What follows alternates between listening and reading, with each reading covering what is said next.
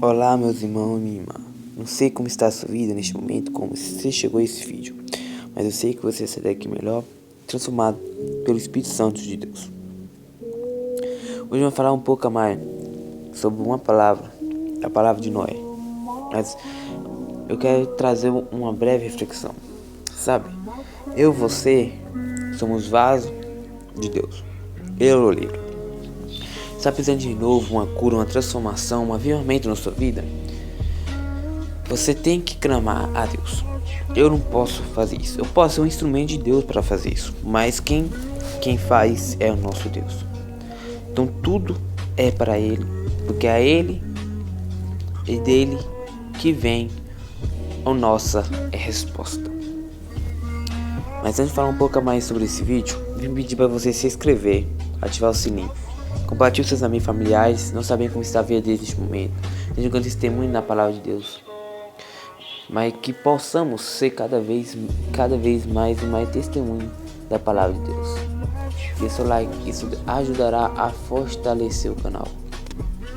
Vamos para a mensagem que está em Gênesis capítulo 8, versículo 20. Levantou Noé um altar ao Senhor e, tomando de animais limpos e de aves limpas, ofereceu holocausto sobre o altar. Quando as águas do dilúvio começaram a crescer, o pavor da morte passou a ser a nota constante de homens e animais que estavam fora da arca. Só então, mas bem tarde, os incrédulos contemporâneos de Noé sentiram a fidelidade da solene pregação do patriarca. Homens que viam a Noé construindo a arca e ouviam as suas mensagens pregadas durante 120 anos seguidos, duvidaram dele e dele zombavam, até que um dia foram abafados pela realidade da justiça divina. Por 40 dias crescera a água do dilúvio, levantando a arca e instrumento de redenção previsto por Deus, e o lugar de refúgio por ele mesmo deparado, para que pudesse crer. E quando o vento tranquilizador da graça divina soprou na face gélida das águas arrasadoras do dilúvio, eis que elas começaram a baixar e a aparecer os cumes dos montes mais altos que havia encoberto. A janela da arca é aberta.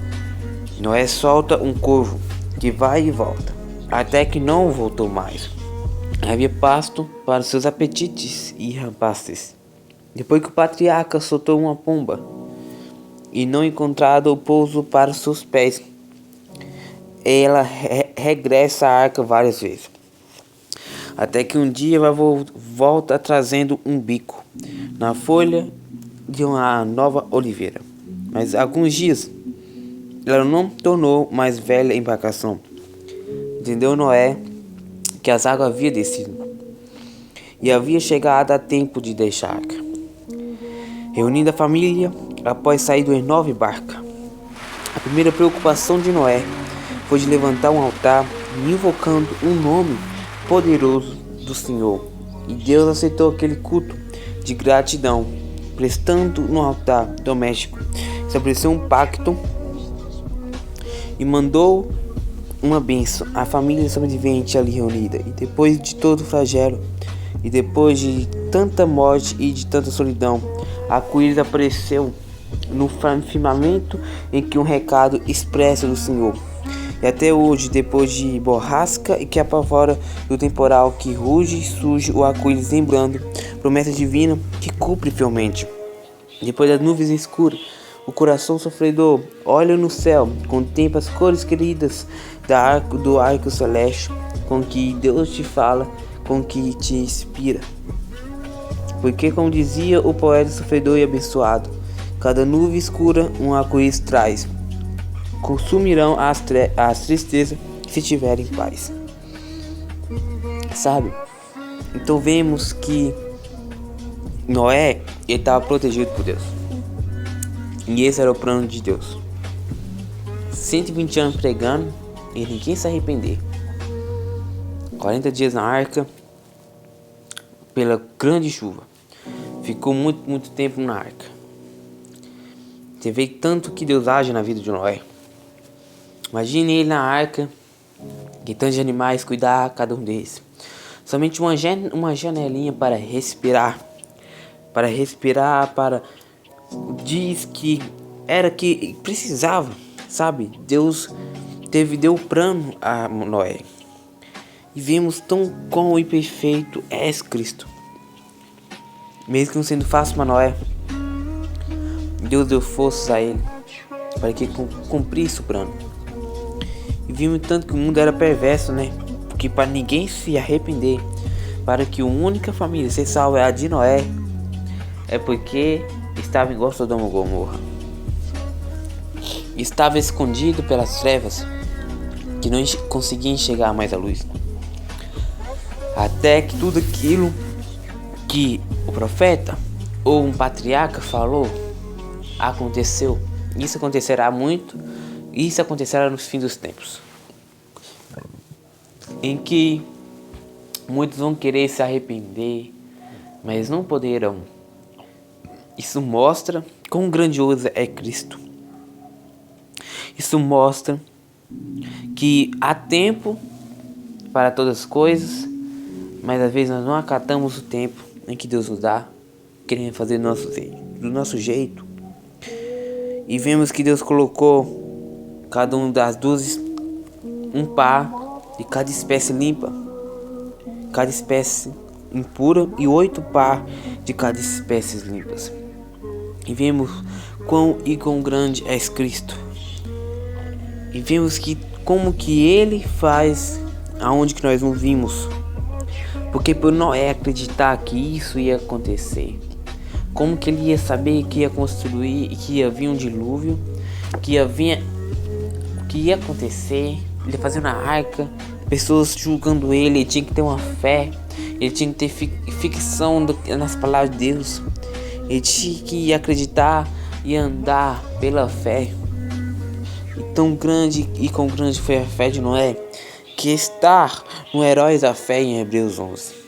Noé, divinamente avisado das coisas que não se viam, creu e foi salvo, ele e a sua família. Você tem crido em um milagre? Você está crido que Deus colocou na sua vida, que Ele planejou para a sua vida? Você já recebeu? Não? Então tenha fé que irá acontecer, porque Ele prometeu, Ele irá cumprir. Ele não é homem para que minta, nem filho do homem para que se arrependa. Ele prometeu, Ele irá cumprir. Mesmo que seja difícil, vemos fé de Abraão, vemos fé de tantas pessoas na Bíblia. Por quê? Porque creu e acatou isso, colocou no coração o que Deus prometeu.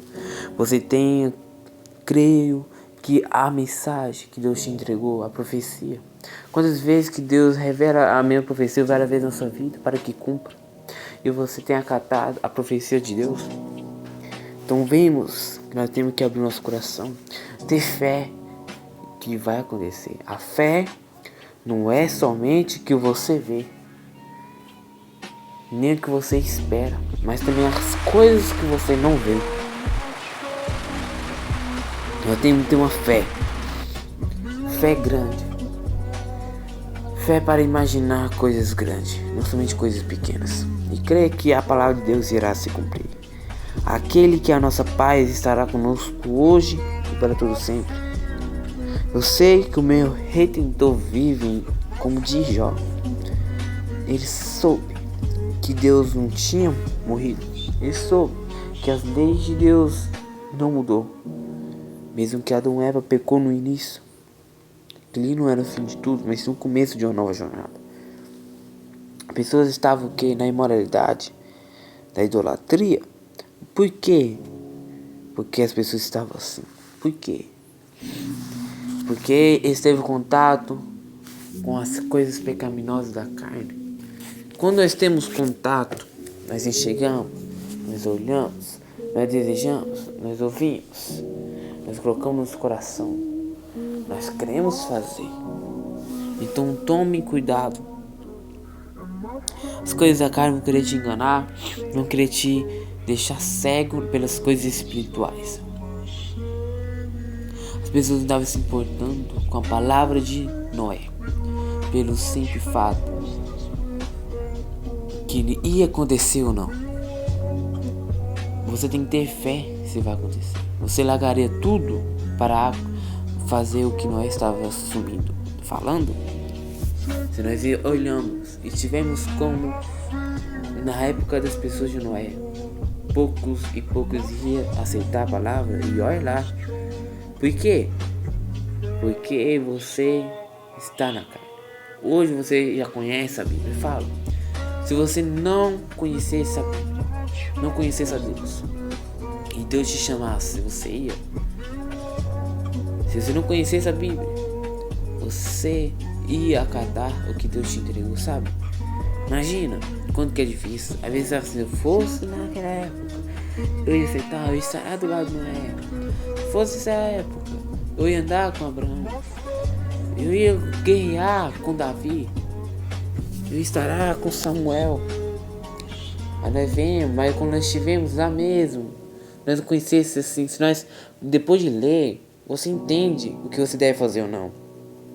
Igual Judas. Eu ia deixar o Judas trair, não. Eu ia deixar que esse cara matar Jesus. Gente, mas depois que você entende, você vai entender. Porque isso acontece na sua vida. Você fala assim, Judas traiu, mas você trai com Deus pelas coisas pequenas. Quando nós trocamos Deus por coisas pequenas da terra, nós também tínhamos que adorar outro Deus. Porque às vezes, hoje em dia tem muitas religiões. Mas aqui no Brasil, principalmente, são poucas religiões consideradas. Sim, o Brasil tem várias culturas, é verdade. Mas o mais forte é o cristianismo ainda. Então, assim, as pessoas quando traz Jesus é pelo simples fato de fazer as coisas momentâneas, fazer as coisas da carne, fazer o que é imoralidade, sabe? Largar a Deus por umas coisas simples, que às vezes hoje para nós nem é chamado de pecadinho. Por quê? Porque para nós parece simples, mas para Deus é pecado ainda. Nós chamamos e vamos orar para que Deus sempre esteja conosco, nossa família. Deus, que é a nossa paz, te pedimos hoje a favor do que vive ansioso e de corações inquietos. Visita-os com tua salvação e gloriosa presença. Sabemos que tu está conosco e por isso te somos gratos, Pai. Em nome de Jesus, ó Pai, agradeço, Pai, por mais um dia que estás aqui, Pai, pelo ar que eu respiro, pelo pão que nunca me faltaste, pela água que o Senhor me deste. Agradeço, Pai, o Senhor por tudo que o Senhor colocou na minha vida. Cada momento que eu passei, cada dificuldade que eu passei, foi somente para me preparar pelas coisas que viriam. Pai, eu estou aqui por causa de tua graça, por causa da tua misericórdia e por causa da tua compaixão. Porque eu não vivo sem ti. Eu falarei igual Davi. Se tu tirares o espírito, eu morrerei. Porque você pode tirar tudo de mim, mas somente o espírito você não tira. Por quê? Porque o espírito que nos renova, que nos transforma, que nos dá força, que nos sustenta. O pão é a palavra de Deus. A água é a água que Ele nos der para a vida eterna. Entende? Que Ele quer te entregar não são coisas momentâneas. Ele quer te entregar coisas eternas. Você está disposto a acreditar e viver a palavra de Deus, ou de ser mais uma pessoa aqui na terra que irá para o inferno? Você que decide. Não todos serão salvos. Não aquele que diz que é santo, que luz, que é sal, que é um vaso transformado, que saiu do mundo, quer dizer que vai para o céu. Não é aquele que está dentro da igreja que vai para o céu. Tome cuidado. Porque muitos podem falar, mas pouco vivem. Muito faz obras, mas pouco vive elas. Eu sei que é difícil. Quem disse que é fácil? Deus diz para nos esforçar. Deus diz que no mundo iria aflição. Deus diz que haveria choro.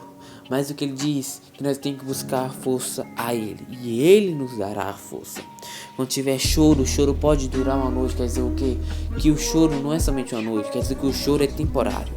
E Ele está dizendo que vai atrás dele e Ele te consolará. Então Ele diz que aquele que vem a mim, eu o consolarei. porque Ele é o Pai, é o nosso Pai. Bendiça cada um que ouviu essa mensagem até aqui. Deus te abençoe sempre. Amém.